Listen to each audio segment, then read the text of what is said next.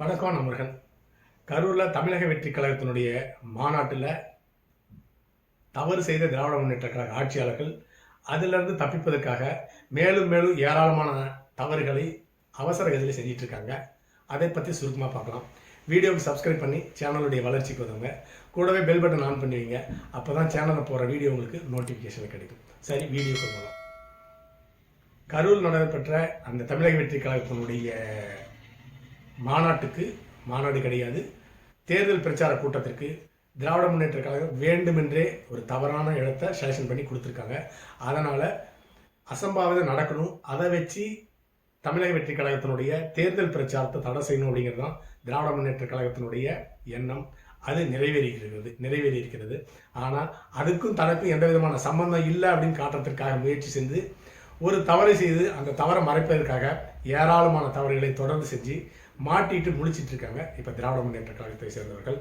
அந்த அடிப்படையில் ரெட்ஃப்ளிக்ஸ் Felix Gerald அவர்கள் நேற்று காலை கைது செய்யப்பட்டு நீதிமன்றம் நேற்று சாயங்காலமே விடுதலை பண்ணிட்டாங்க. என்ன காரணம் கேட்டிங்கன்னா, டைம்ஸ் ஆஃப் இந்தியா வெளியிட்ட ஒரு 4 வீடியோ கிளிப்பை அவர் தன்னுடைய வீடியோவில் போட்டிருந்தார். அந்த வீடியோவில் தமிழக வெற்றி கழகத்தினுடைய தலைவர் விஜய் மீது செருப்பு வீசப்படுகிறது. அடுத்ததாக கற்கள் வீச மாதிரி காட்டியிருக்காங்க. அடுத்ததாக பேசிட்டு இருக்கப்பே விஜய் பேச ஆரம்பித்து சில நிமிடங்களிலேயே குறுகிய நேரத்திலேயே அரசனுடைய மின்சாரம் தடைபடுகிறது. அடுத்ததாக தமிழக வெற்றி கழகமே ஏற்பாடு செய்திருந்த ஜென்ரேட்டரும் ஆஃப் பண்ணிட்டாங்க. இந்த நேரத்தில் காவல்துறை அதிகாரிகள் தடியடி நடத்துகிறாங்க.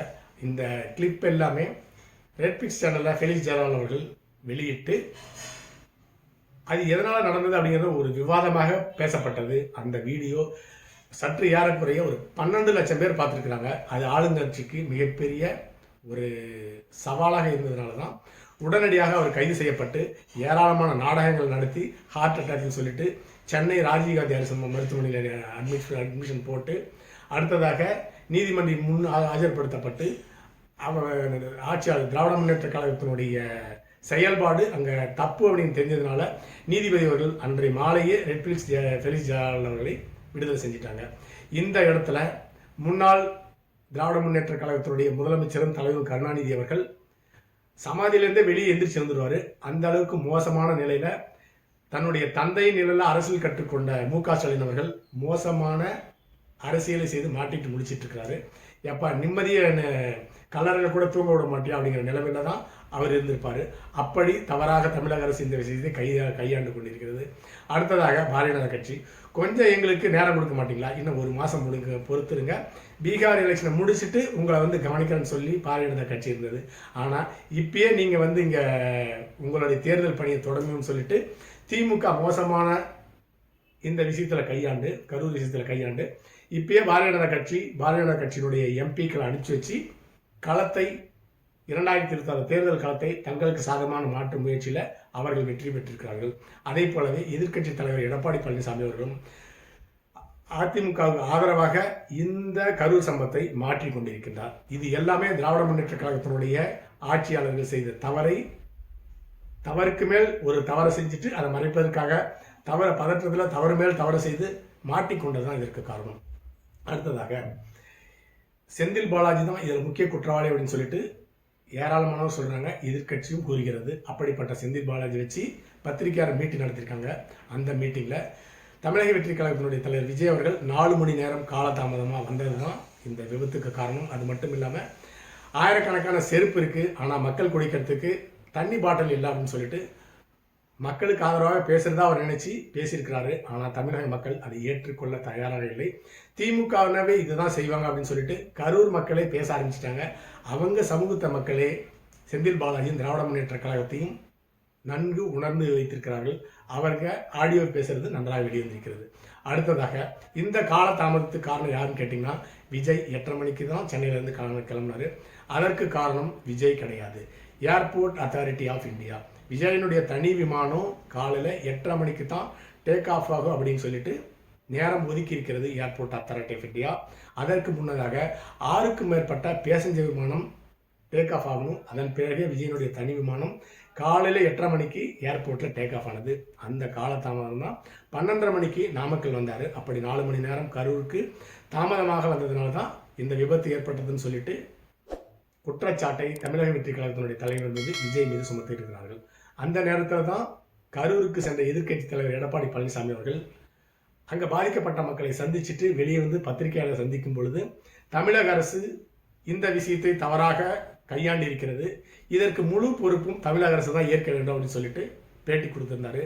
அவர் தான் முதல்ல திமுகவுக்கு எதிராக நெரேட்டிவ் செட் பண்ணிட்டு போனார். உடனடியாக அது பற்றி கொண்டது.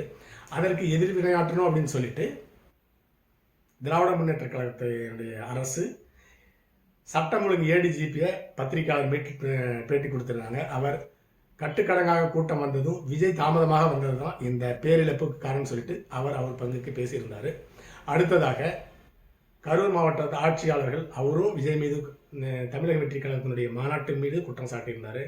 கரூர் மாவட்ட காவல்துறை கண்காணிப்பாளர்களும் தமிழக வெற்றி கழகத்தை குற்றம் சாட்டியிருந்தாங்க. அது மட்டும் போதாதுன்னு சொல்லிட்டு தலைமைச் செயலாளர் IAS அமுதா அவர்களும் நாங்கள் சரியாக தான் நடந்து கொண்டோம், இந்த மாநாடு முறையாக நடக்கவில்லை, முறையாக வழி நடத்தப்படவில்லை, அதுதான் இந்த விபத்துக்கு காரணம் அவர் சொல்லியிருந்தாங்க. இது மட்டும் போதான்னு சொல்லிட்டு முதலமைச்சர் MK ஸ்டாலின் அவர்கள் ஒரு பக்கம், துணை முதலமைச்சர் உதயநிதி ஸ்டாலின் அவர்கள் எல்லாருமே தனித்தனியாக பேச ஆரம்பிச்சிட்டாங்க. திராவிட முன்னேற்ற கழகத்தினுடைய அமைச்சர்களும் பேசுகிறாங்க. இது மட்டும் போதாதுன்னு சொல்லிட்டு திராவிட முன்னேற்ற கழகத்துக்கு ஆதரவான சேட்டலைட் ஊடகங்கள், டிஜிட்டல் ஊடகங்கள் எல்லாமே தமிழக வெற்றி கழகத்தை கடித்து கொதறிச்சிட்டு இருக்காங்க. இந்த நேரத்தில் எதிர்க்கட்சி தலைவர் அவர்கள் எடப்பாடி பழனிசாமி அவர்கள் தான் ஆளுங்கட்சி தான் முழு பொறுப்பு ஏற்க வேண்டும்னு சொல்லிட்டு பேசியிருந்தார். இப்படி பேசுறதுனால ஆளும் எதிர்க்கட்சிக்கு மிகப்பெரிய எதிர்ப்பு மக்களிடம் ஏற்பட்டது. ஆரம்ப கட்டத்திலேயே அரசு விசாரணை ஆணையம் அமைச்சிட்டாங்க அருணா ஜெகதீசன் தலைமையில். அப்படி இருக்கும் பொழுது ஒரு விசாரணை ஆணையம் அமைக்கப்பட்டால் அதற்கு பிறகு யாருமே கருத்து சொல்லக்கூடாது. ஆனால் திராவிட முன்னேற்ற கழகம் தப்பு செஞ்சு மாட்டிக்கிட்டாங்க. அந்த தப்புலேருந்து தப்பிப்பதற்காக ஏராளமான அமைப்புகளாக அரசு அதிகாரிகள் தனியாக பேசுகிறாங்க, ஆளுங்கட்சி அரசு அதிகாரிகள் தனியாக பேசிகிட்டு இருக்காங்க, எதிர்க்கட்சி தலைவர் பேசுகிறாங்க, ஊடகங்கள் எல்லாருமே பேசியும் தமிழக வெற்றி கழகத்தை ஒரு குற்றவாளியாக மாற்ற ஆளுங்கட்சியால் முடியவில்லை. அந்த அளவுக்கு மோசமான நிலையில் தமிழக அரசு இதை கையாண்டு இருக்கிறது என்பதுதான் உண்மை. அடுத்ததாக எதிர்க்கட்சியினுடைய களமாக கரூர் மாறி இருக்கிறது. அண்ணா திராவிட முன்னேற்ற கழகத்தினுடைய தலைவரும் பொதுச் செயலர் எதிர்க்கட்சி தலைவர் எடப்பாடி பழனிசாமி அவர்கள் தான் மிக சரியாக இதை கையாண்டு ஆளுங்கட்சிக்கு சாதகமாக இந்த களத்தை மாற்றியிருக்கின்றார். அடுத்ததாக பாரதிய ஜனதா கட்சி 2026 தேர்தலுக்கு இப்போவே அவங்க ஹேமமாலினி தலைமையிலான எம்பிக்குள் பாரதிய ஜனதா கட்சியினுடைய எம்பிக்குள்கள் வந்து இங்கே விசாரணை நடத்திட்டு இருக்காங்க. அந்த விசாரணை குழுக்கள் முன்பாக கரூர் மக்கள் விஜய் மீது செருப்பு வீசப்பட்டது, தண்ணீர் பாட்டில் வீசப்பட்டது, கரண்ட்டை கட் பண்ணது, ஜென்ரேட்டர் கட் பண்ணது, இது மட்டும் இல்லாமல் சமூக விரோதிகள் அந்த கூட்டத்தில் பூந்து மிகப்பெரிய தாக்குதல் நடத்தியிருக்காங்கன்னு சொல்லிட்டு மக்கள் பேட்டி கொடுத்துருக்காங்க. இவையெல்லாம் பதிவு செய்யப்பட்டு பாரதிய ஜனதா கட்சியுடைய மேலிடத்திற்கு JP நட்டாவுடன் கொடுக்கப்பட போகிறார்கள். அவர்கள் பங்குக்கு அரசியலில் மிக அருமையாக நடத்தி கொண்டிருக்கிறார்கள். இந்த நேரத்தில் கண்ணு வெளி பிதுங்கி நிற்கிறது திராவிட முன்னேற்ற கழகம். கூடவே கூட்டணி கட்சியும் தமிழக வெற்றி கழகத்திற்கு எதிராக பேச வச்சிருக்காங்க. CPI CPM இந்த 2 கம்யூனிஸ்ட் கட்சியுமே விஜயனுடைய தாமதமே இவ்வளவு பெரிய மக்கள் பேரிழப்புக்கு காரணம் சொல்லிட்டு அவங்க பேசியிருக்காங்க. அவங்க என்ன பேசினாங்களோ அதை எழுதி வைத்தாத போல விடுதலை சிறுத்தை கட்சியினுடைய தலைவர் திருமாவளவன் அவர்களும் தமிழக வெற்றி கழகம் தான் இந்த இழப்புக்கு பொறுப்பேற்க வேண்டும் பேசியிருக்கிறாங்க. இந்த நேரத்தில் விசாரணை ஆணையம் அமைக்கப்பட்ட பிறகு யார் பேசினாலும் அது தவறு சட்டப்படி. ஆனால் வசமாக மாட்டிக்கிட்டோம், தப்பு செஞ்சு மாட்டிக்கிட்டோம், தனித்தனியாக இவங்கெல்லாம் பேசி தங்கள் மேலே தவறு இல்லை, திமுக மேலே தவறு இல்லைன்னு பேசுறதுக்காக தனித்தனியாக களம் இறக்கி விட்டுருக்காங்க. இது சட்டப்படி தவறு.